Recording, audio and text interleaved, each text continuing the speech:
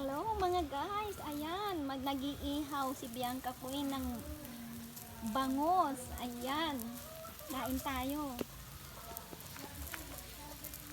Pero hindi ako nag-ihaw niyan, promising, nagbibideo lang ako sa totoo lang. Kasi nandito kami sa bahay ng kaibigan ng aking sister.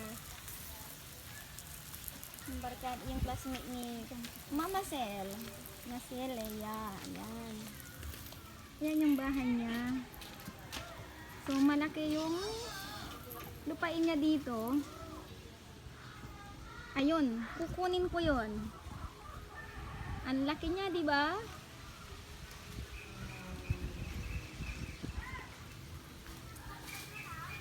So, ayan, nainihaw na bangos na pananghalian namin. Ayan, oh. Sarap naman.